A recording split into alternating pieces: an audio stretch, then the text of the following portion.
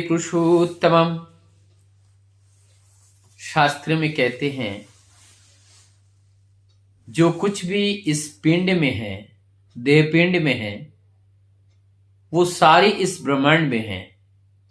या इसको ऐसे कहो, जो कुछ इस ब्रह्मांड में है सारी इस पिंड में है।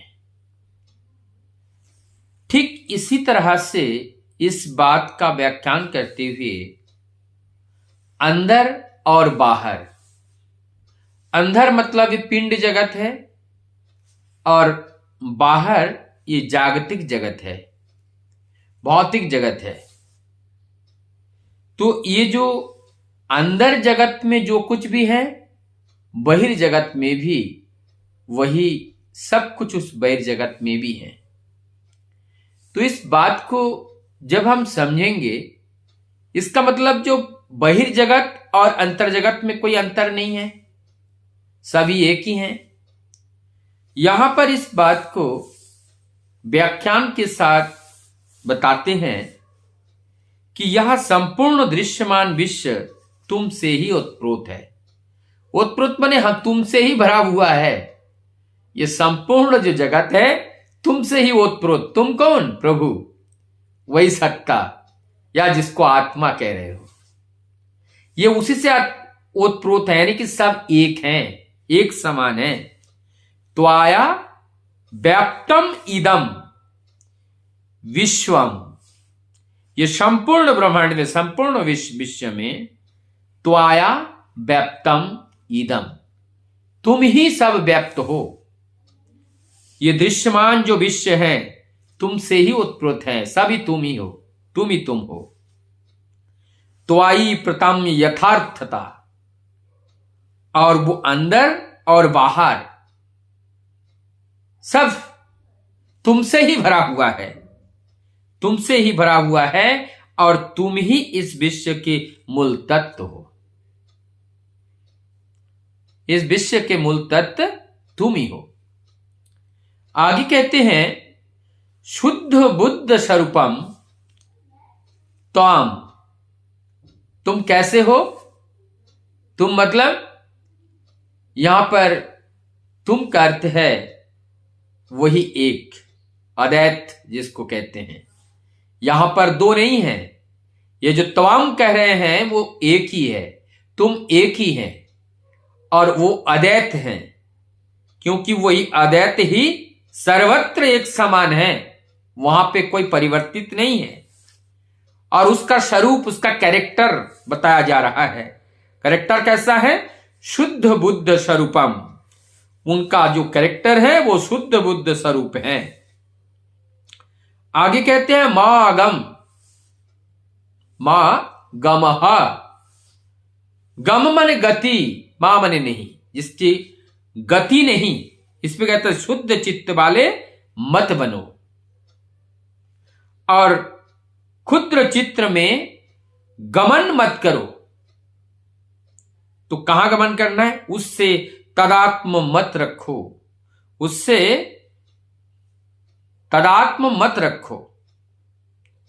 तो इसका मतलब हमें अपने आप को संकीर्ण नहीं बनाना है, अपने आप को छोटा नहीं बनाना है। छोटा कब बनते हैं? क्षुद्र चित्तताम, अपने आप को हम छोटा बना लेते हैं। क्या करके? हम समझ लेते हैं ये देह है, ये शरीर है, जो पहले वर्णन किया गया है। हम अपने को अलग कर लेते हैं, जगत से अपने को अलग कर लेते हैं, उस परम सत्य से हम अपने को अलग कर लेते हैं, उस विश्व सत्ता से हम अपने को अलग कर लेते हैं। और जब हम इस समझ जाते हैं कि जो सत्ता हमारी अंदर है वही सत्ता संपूर्ण विश्व में है, लेकिन यहां पर एक बात बड़े स्पष्टता के साथ हम लोग कहते हैं। क्या कहते हैं? जगत के हर कण कण में प्रभु है, लेकिन जो भक्त लोग हैं वो आगे एक कदम बढ़ के कहते हैं। क्या कहते हैं? हर कण कण ही प्रभु है, मतलब हर कण कण में तुम ही विराजमान हो। तुम ही विराजमान हो। यहां पे क्या कहा गया कि जो भीतर है वही बाहर है। तो इसका मतलब जो सत्ता इसमें है वो सत्ता संपूर्ण ब्रह्मांड में है। तो ये सत्ता ही संपूर्ण ब्रह्मांड में है, तो ये छोटा कैसे हुआ? अच्छा, दूसरी बात है, जब इस पिंड से ही जगत का निर्माण हुआ और ये अंदर में जो है वो बाहर है, तब तो हम पूर्ण हैं, तब तो हम पूर्ण हैं, तब तो हम कहीं जाने की जरूरत नहीं है। इसलिए तो वेदांत में कहा गया कि अद्वैत, इसमें अद्वैत कहा गया। अद्वैत का अर्थ ही है कि हम अपने आप में पूर्ण हैं, हमें और कहीं जाने की जरूरत नहीं है। इसीलिए परमदयाल श्री ठाकुर भाववाणी में बार बार कई जगह पर उन्होंने बताया है, यू एंड आई, मैं और तुम ही मैं हूं, मैं ही तुम हो। इस बात को वहां पर समझ में नहीं आया, क्योंकि ये वेदांत की बात है और ये वेदांत के ऊपर खड़ा होकर के इस बात को परमदयाल श्री ठाकुर अपने भाववाणी में ये बोल रहे हैं। और इस बात को वो बताना चाहते हैं कि तुम साधारण नहीं हो, तुम असाधारण हो, क्योंकि तुम्हारे अंदर ही स्वयं प्रभु का विद्यमानता है और स्वयं प्रभु ही रह रहे हैं। और जो सत्ता तुम्हारे अंदर है वही सत्ता जग में भी है, जगत में भी है और उस जगदीश में भी है। जो सत्ता हमारी जगदीश में है वो सत्ता हमारे जग में है और वही सत्ता इस पिंड में भी है। तो यही बात को हमें समझना पड़ेगा। प्रभु का अनंत रूप है, पेड़ है, पौधे हैं, विषैले सांप हैं, झाड़ने वाले ओझा है। जब सांप काटते हैं और ओझा झाड़ते हैं तो ये समानता दिख रहा है कि वो एक है फिर भी अनेक है, और अनेक एक ना एक उद्देश्य के लिए बनाया गया।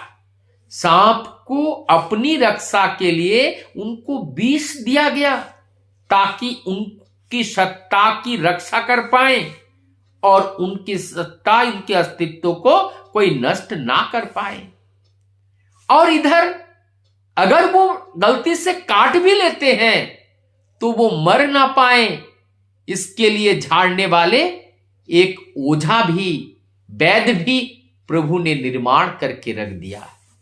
सृष्टि जगत में प्रभु ही है और प्रभु का अनंत रूप है, और उस अनंत रूप अनंत उद्देश्य के लिए है। कोई भी बेकार नहीं है इस सृष्टि जगत में, सबकी उपयोगिता है, अलग अलग तरह से वो उपयोगिता है। और उस उपयोगिता को हम साधारण इस माया जगत में आकर के हम अपने जो कार्य हैं हम भूल जाते हैं। जिस कार्य के लिए हमें निर्माण किया गया, जिस कार्य के लिए हमें भेजा गया, वो कार्य हम भूल जाते हैं।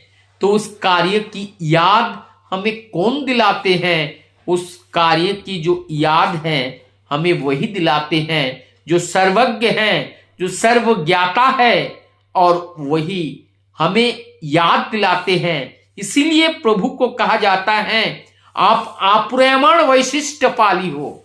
हमारी इस देह का जो वैशिष्ट है, जो गुण है, जो जानते हैं, उस गुण को जान करके हमें बता देते हैं। तब हम अपूर्ण थे और अपूर्ण से हम पूर्णत्व की ओर जा रहे हैं। क्यों? क्योंकि इस देह का जो उद्देश्य है वो परिपूर्ण हो रहा है। किसके वजह से? जीवन आदर्श के वजह से। क्योंकि जीवन आदर्श ही हमारी जीवन की सारी चाबी उनके पास है। इस देह का मूल उद्देश्य वो मालिक जानते हैं।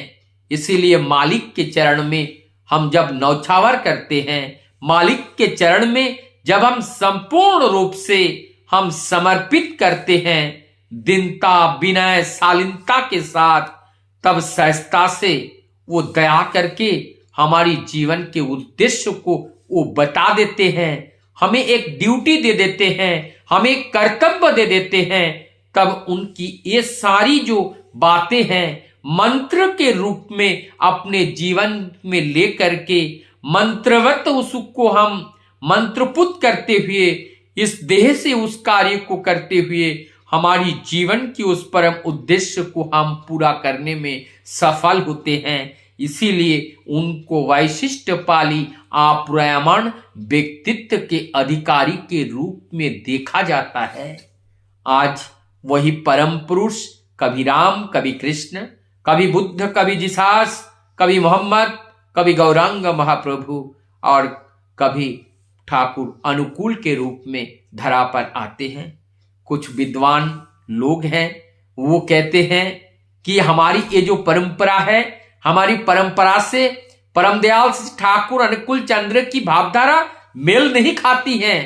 और मैं कहता हूं मेल इसलिए नहीं खा रही है क्योंकि आप मेल इसमें करना नहीं चाहते हैं।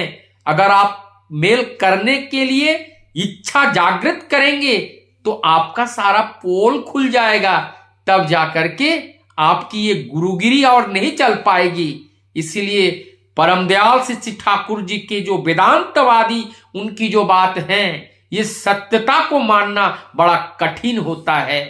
और इस सत्यता के ऊपर से जो परत था, उस परत को अगर किसी ने हटाया तो इस युग में परम दयाल श्री ठाकुर जी ने आकर के उस परत को हटाने का प्रयास किया।